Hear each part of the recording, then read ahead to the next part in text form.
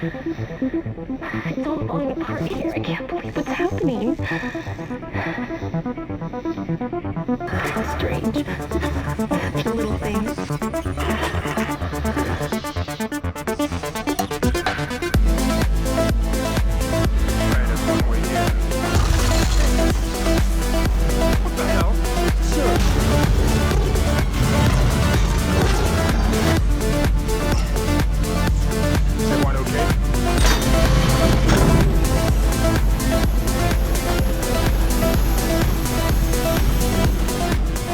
Dead Space is a staple of my childhood. Not many games fit that description. Halo, Mass Effect, and of course this franchise were probably the most influential on my tiny mind. Dead Space did to my small brain what drugs did in those Your Brain on Drugs commercials. Burnt the hell out of it. Because this game is still ingrained in my memory after 15 years. I remember buying a used copy of the first Dead Space game incredibly cheap at a local media reseller. This is where I got a vast majority of my rated M games as a kid. I was instantly addicted. I still vividly remember staying up way past my bedtime to play the first Dead Space, and just how terrified I would get following the main character Isaac Clarke through the game's many different terrifying encounters. This was 8th grade for me, so about the same time that my older cousins showed me the Alien and the Thing movies to try and scare me. And I'm not gonna lie, it worked out really well for them, especially the body horror of the Thing. I still get grossed out just thinking about it. Later, I would learn that Dead Space was inspired by these movies. It clearly shows, and I love it. The cosmic horror of being stranded alone in space, hunted by the game's enemies called necromorphs, who are led by a Leviathan hive mind, all in a tiny claustrophobic tin can with an inch or two of metal separating you from being sucked into the cold, dark, endless emptiness of space, all blends perfectly to create one of the greatest horror settings of all time. Returning to the Ishimura after so long is very nostalgic. A warm familiarity hangs in these horror-ridden hallways, a comfort almost, that reminds me of sitting way too close to the TV to get my jump scares, and the ever-impending doom of my parents telling me to go to bed. Revisiting this stellar title, I want to come closer to understanding why it stuck out in my memory so much. Now, a staple of the survival horror genre, what made this game so special? Loading back in for the first time, I realized Dead Space mastered its atmosphere. Not only does the game succeed tremendously in body and cosmic horror,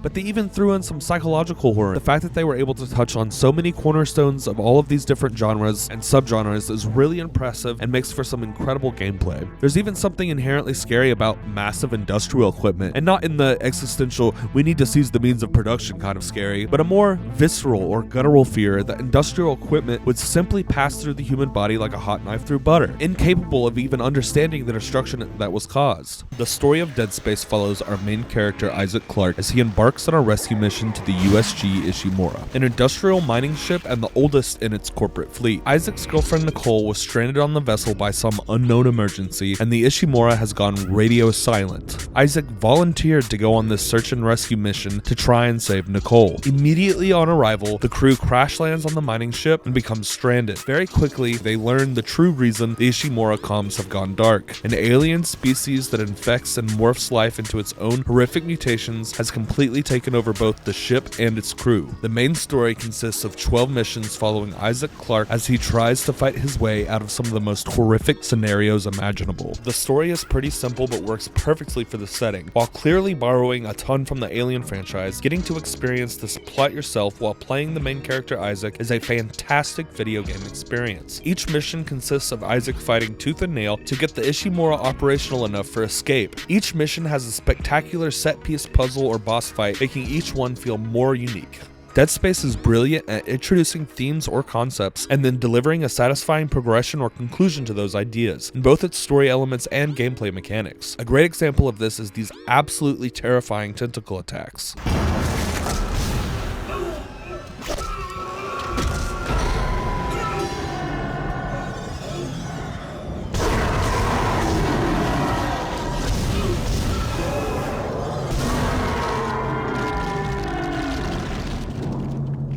These tentacles work as the perfect build-up to the game's boss fights. Before encountering a boss, the only monsters Isaac has seen have been roughly human size, but after running into a few of these tentacle assassins, Isaac meets a horrific necromorph beast deep in the bowels of the Ishimura.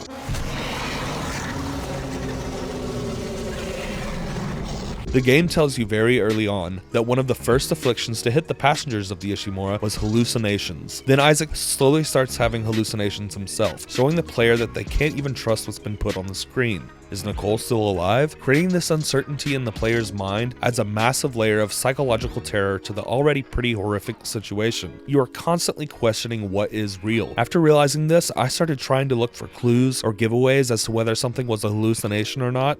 I love you. This will all be over soon. I started wondering if all of my conversations with my trapped compatriots were real. Surely most of them were, right? Gameplay is the most vulnerable piece of an old game that stands to suffer from the passage of time. New norms are set in gaming all the time. X, square, or R will always be the go-to for reloading, but new movement systems like clambering or dashing will slowly transform how people interact with all video games as they adopt and evolve the best feeling mechanics. So by modern standards, Dead Space's combat does feel clunky, but I'm here to tell you that that is part of what makes this game so charming. The creators of Dead Space made the genius decision to make the clunkiness part of the horror itself. Isaac is slow and his swings are lumbering because his mining equipment weighs hundreds of pounds. He's carrying so many tools and supplies needed for fighting off these monsters in the belly of the Ishimura. The clunkiness of Isaac's movements and attacks soon becomes second nature to the player. Creatures getting too close become terrifying because the player knows the reaction swings are too slow and require long animations to complete. The clunkiness of the combat is handled perfectly to add to the immersion of the never-ending fight for Isaac's life. Adapting to these slow movements and Isaac's exhaustion is a necessity in surviving this waking nightmare and making it out of the Ishimura alive. Overall, Dead Space was crafted to never cut away from Isaac. The only way you can escape the constant nightmare of being trapped is by pausing the game. The level of attention to detail is astounding and shows that the designers and developers of this title were extremely talented and at the top of their game. At the time, they were called EA Redwood Shores and would later be titled Visceral Games. Everything in Dead Space, and I mean everything, was crafted with the utmost attention to detail. Yes, the textures are clearly dated, but the lighting, animations, models, and sound design still outshine modern games in my opinion. Each design decision feels focused around never breaking player immersion. All pieces of relevant information are intuitively displayed from Isaac's suit. Instead of health or oxygen bars in the corner of the screen, there are hologram displays from Isaac's mining suit instead. Want a Skype call with your fellow stranded comrades? Well, there's a hologram for that. The in-game store even retracts from the wall to show shoppers its wares in one smooth camera shot. Even the inventory is a hologram displayed from the suit, making management that much more immersive. When Isaac's health falls lower, not only does the health bar on his back go down, but he visibly gets more exhausted and slower the less health he has. The amount of work that they put into the animations is truly admirable. They really communicate the toll that everything Isaac is going through is taking on him. Even Isaac's breathing will change depending on how much oxygen he has left, and just hearing his desperate rasp for breath is anxiety-inducing. Isaac is not facing a strategic opponent. He is being relentlessly and brutally assaulted by a force of nature, ambivalent to his whims or desires.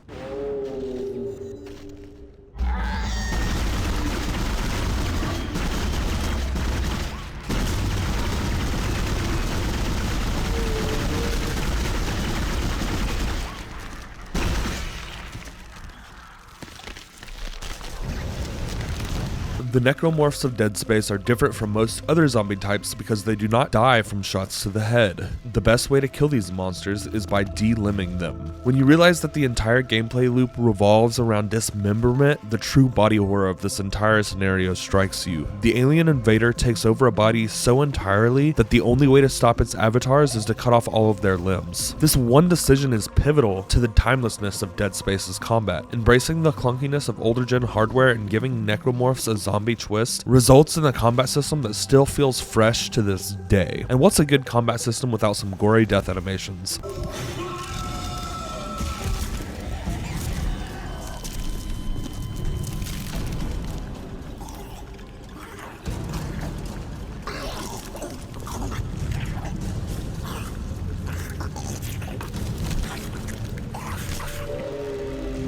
Once you see Isaac get taken over by a reanimated head, you'll do everything possible to make sure that doesn't happen again. Avoiding the gruesome death animations becomes a new motive and a constant fear when facing Dead Space's different enemies. It also serves to amp up the horror of the necromorphs by showing us what they are actually capable of when our health bar runs out. The music is backed with clanging industrial sounds, metal bending and being broken, and it greatly elevates the tension in my opinion. There are also a ton of micro interactions with specific unique monsters, and when these interactions start persisting across multiple chapters, they create a mini development arc for some horrible monstrosity. One of the best examples of this is an infinitely regenerating monster. A cult-crazed scientist whipped this thing up in a lab and it regenerates forever. It cannot die. Well, from bullets that is. That's right, whenever it gets torn apart, the smaller pieces regroup and regenerate infinitely, meaning this monster is just a waste of ammo. You can slow it down with your stasis to run away, which is the game plan for a majority of your meetings with this lovely fellow. It gets to the point with this regenerating monster that the only way you can possibly stop it is by freezing it. The player literally pulls a Darth Vader and freezes the Infinizombie in a cryo chamber.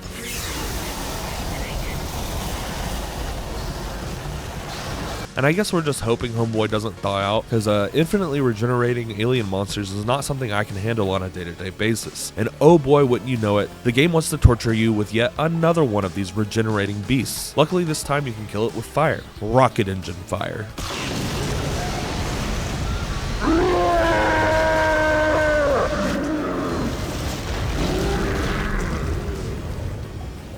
The game's final act is absolutely fantastic. Isaac finds out that an alien artifact known as the Marker is what is responsible for the necromorph outbreak and sets on returning it to the alien hive mind. Here, Isaac is double-crossed by what's her name? Who was actually a corporate plant sent on this mission with the explicit intention of saving the Marker for the corporation. The entire outbreak was actually just a test the corporation was conducting that unraveled into chaos when they absolutely lost control of the necromorph invasion. Also, she kind of dunks on Isaac a little bit. Turns out the full video Nicole sent to Isaac shows that she did in fact video game herself. Isaac has been hallucinating her this entire time, and Miss Corporate Shill over here played us. Let's see how going full corporate worked out for our personal Judas.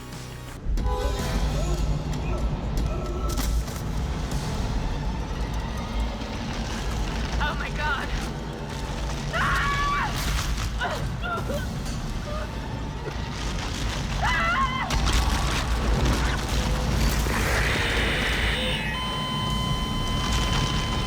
Oh nice, that's cool. Glad your retirement is going well, what's her face. Isaac finally fights the hive mind, which is just an absolutely stellar final fight, and he finally gets on a functional ship heading in the opposite direction of the necromorphs.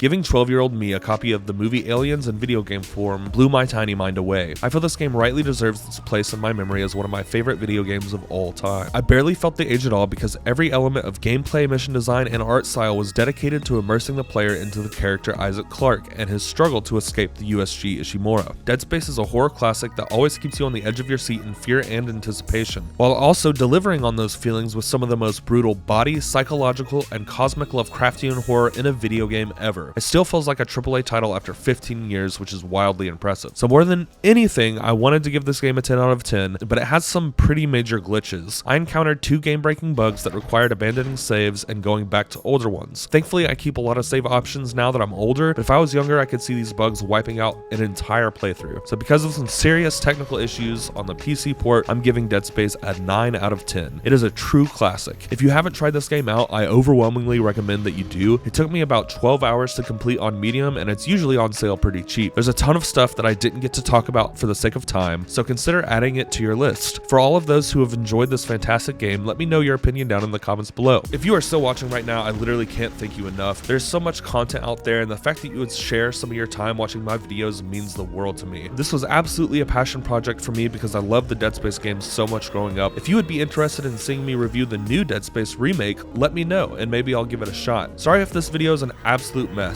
I dedicated myself to a bit pretty early on and may have forced it too much. I'm still experimenting a lot with this channel and still feel like I have no idea what I'm doing. I haven't really picked a direction to fully dedicate to. I really like making shorter comedy videos, but I'm also very proud of these longer review style videos, but they just take so much more time to complete. And I'm working to pay rent and I'm in school right now, so there might not be another After X Years video until summer. Sorry about that, but if you did enjoy my content, maybe consider leaving a like or even subscribing. Any engagement greatly helps out the channel, and it literally always makes my day. Remember, love yourself always because you're worth it. And I truly hope to see every one of you beautiful internet strangers in the next video.